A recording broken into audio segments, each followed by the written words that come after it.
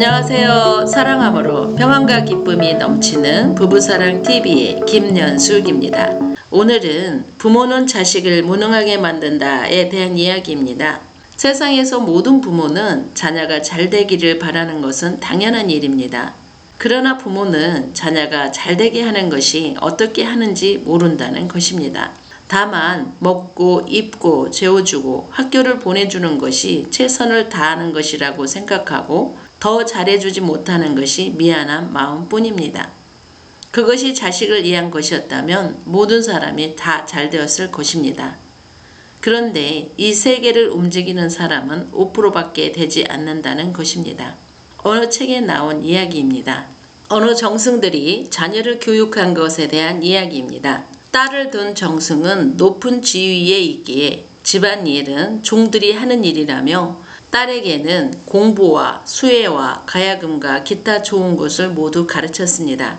그리하여 어느 정승의 자제와 결혼을 시켰습니다. 아들을 둔 정승은 갓 시집온 며느리에게 무엇을 할 줄 아느냐고 물으니 글공부를 할 줄 안다고 하니 또 무엇을 할 수 있느냐 물으니 수혜를 잘한다고 하니 또 무엇을 할 줄 아느냐 하니 가야금을 탈 줄 안다고 하니 또 무엇을 하느냐 하니 며느리는 자기가 잘하는 것을 다 말했는데 또 무엇을 할 줄 아느냐고 물으니 더 이상 말을 하지 못했습니다. 정승은 다음날 아침에 며느리 혼자서 아침밥을 지으라고 하였습니다. 며느리는 밥하는 것을 배우지 못하였기에 밥을 다 태우고 어찌할 바를 몰랐고 아침을 제대로 먹을 수 없었습니다. 그 다음 날에는 팥죽을 쓰라고 하였습니다. 며느리 또한 팥죽을 어떻게 쓰는지 몰라 역시 다 태웠고 그 다음 날에도 마찬가지여서 시아버지는 며느리에게 친정에 가서 3년을 배우고 오라고 친정으로 보냈습니다. 그 후 1년이 지나 시아버지께서 아들에게 며느리가 잘 있는지 갔다 오라고 하여 처가댁으로 아들을 보냈습니다. 그때는 농사철이었는데 처가댁에는 일꾼이 없어서 농사일을 하지 못하고 있었습니다. 사위는 옷을 갈아입고 처가댁에 농사일을 다 해주어서 농번기의 얼음을 잘 극복할 수 있었답니다. 장인은 사위에게 정승의 귀한 자제가 어떻게 농사일을 잘 하느냐고 물으니 사위는 아버지께서 내 집안일은 내가 할 줄 알아야 집안을 다스릴 수 있다고 어려서부터 가르쳐 주셔서 농사의 일을 다 할 줄 안다고 하였습니다. 장인은 내심 딸로 인해 서운한 생각이 있었는데 사위를 보니 자신의 잘못을 알고 딸에게 집안 살림에 대한 모든 것을 가르쳐서 3년 후에 다시 시댁에 보내게 되었습니다. 시아버지는 며느리에게 집안의 큰 살림을 이끌어 가려면 내가 할 줄 알아야 종도 부릴 줄 알고 집안도 이끌어 갈 수 있기에 친정에 보낸 것이니 서운해하지 말라고 하였답니다. 물질 물명이 발달한 지금의 자녀 교육은 어떨까요? 제가 아는 어떤 분은 자녀들을 사랑하기에 잘못되는 것을 원치 않으니 자녀들에게 항상 신신당부하는 말이 있습니다. 자신이 집에 없을 때마다 모르는 사람이 오면 문 열어주지 말고 아무 소리도 하지 말아라 하는 말이 자녀에게 항상 하는 말입니다. 그가 가르치는 것은 사람과 철저히 어울리지 못하는 방법을 가르쳐 주어서 지금의 그들의 자녀는 사람을 보면 온몸이 비틀리고 무슨 말을 하면 얼굴도 제대로 볼 수가 없고 대답도 하지 못하고 집안에서만 갇혀 사는 자녀들이 되었습니다. 또 다른 가정입니다.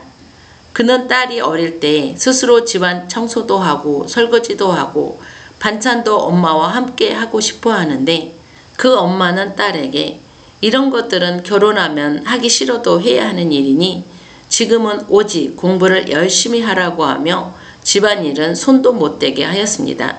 그랬더니 그 딸이 대학생이 되었어도 손 하나 까딱하지 않게 되었고 하물며 물 한 잔도 갖다 주어야 먹는 자녀가 되었다고 합니다. 그는 저에게 그 딸이 왼수 같은 딸이 되었다고 하소연을 합니다.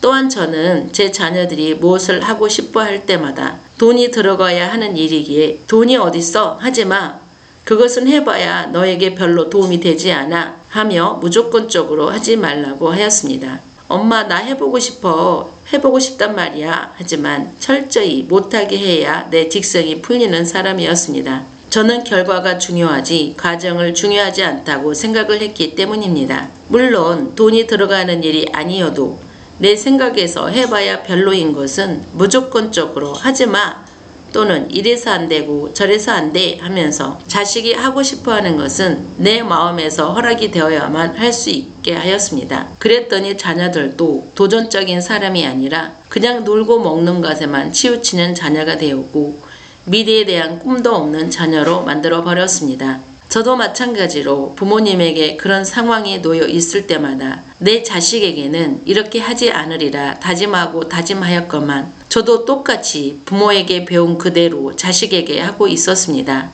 또한 남이 자식에게 하는 것을 보면 잘못된 것을 알지만 내 자신은 그렇게 하지 않는 줄 알고 이렇게 해봐 저렇게 해봐 라고 말해주면 그들이 내 말을 듣지 않으면 속으로 그러니 네 자식이 그렇지 하고 선악으로 판단만 하였습니다. 또한 나는 내 자녀에게 잘하고 있다고 생각하였습니다. 제가 생명을 받기 위해서 기도를 하는데 신께서 저에게 저의 모든 지난날에 잘못된 것을 알게 하시는데 저는 정말 자식에게 얼마나 잘못하고 있었음을 이제야 알게 되었고 회개하였습니다. 지금은 자식을 위해서 할 수 있는 것이 자식을 신께 맡기고 그들을 위해 기도밖에 없다는 것을 알고 매일매일 자식의 이름을 부르면서 축복 기도하고 있습니다. 그리고 저는 하나님 말씀의 은혜를 받은 대로 저를 바꾸어 가고 있습니다. 여러분은 어떠십니까? 자식에게 기회를 주시는 분입니까? 아니면 저와 같은 사람입니까? 선하게 있는 사람은 결코 저와 같은 삶을 살고 있을 것입니다.